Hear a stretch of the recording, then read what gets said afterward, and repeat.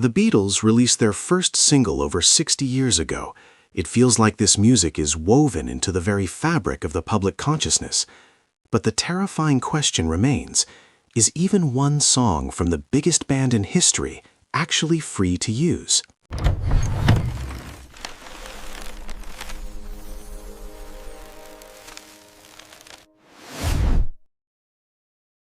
The Beatles' catalog is arguably the most valuable and protected body of musical work in history.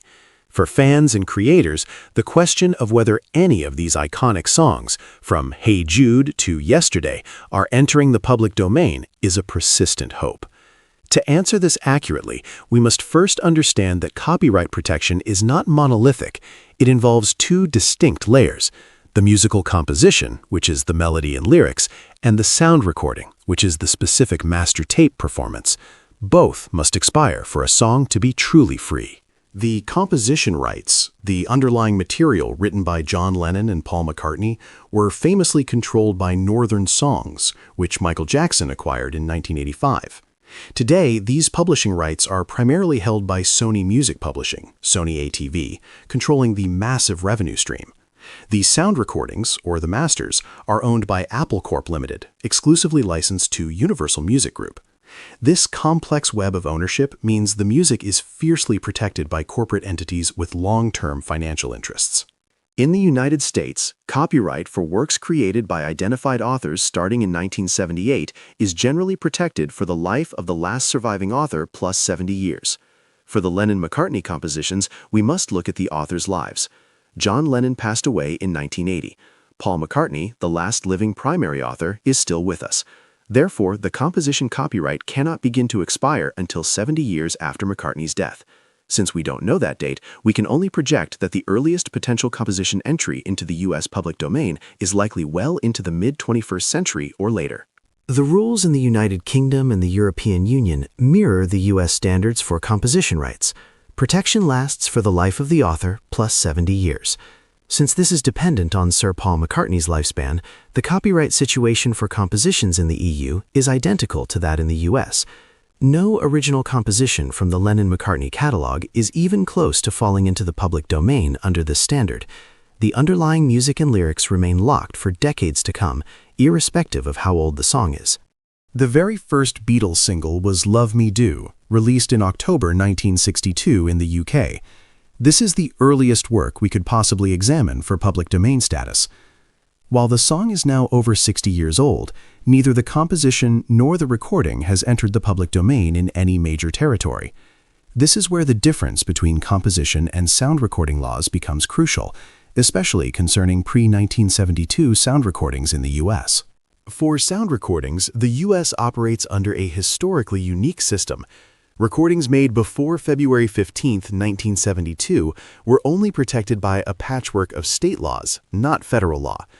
This changed drastically with the Music Modernization Act of 2018, which included the Classics Act. This law standardized federal protection for these pre-1972 recordings, setting a fixed date for their public domain entry. Critically, this fixed date is December 31, 2067. What this means is that even the oldest sound recordings, the actual master tapes of Love Me Do, Please Please Me, and I Want to Hold Your Hand, will not enter the U.S. public domain until January 1, 2068 at the earliest.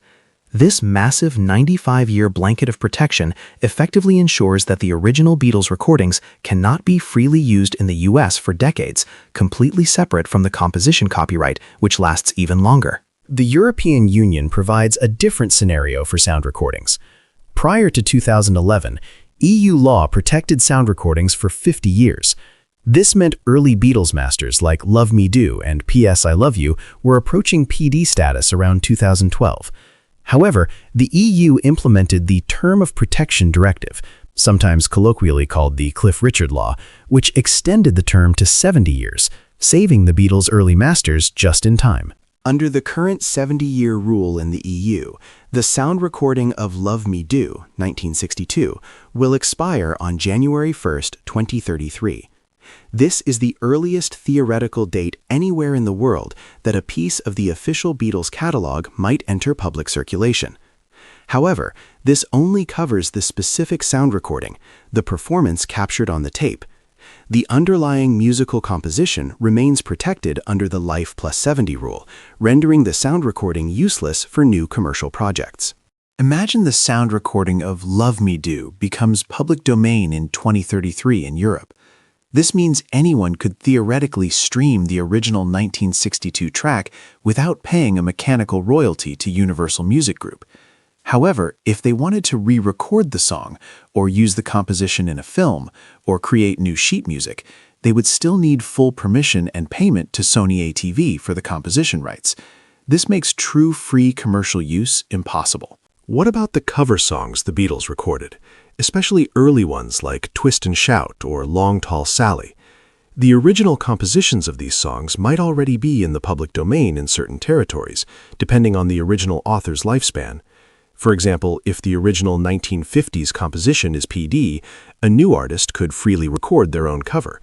But the Beatles' sound recording of that cover remains protected until 2068 in the US and 2033 in the EU for the specific reasons we've discussed.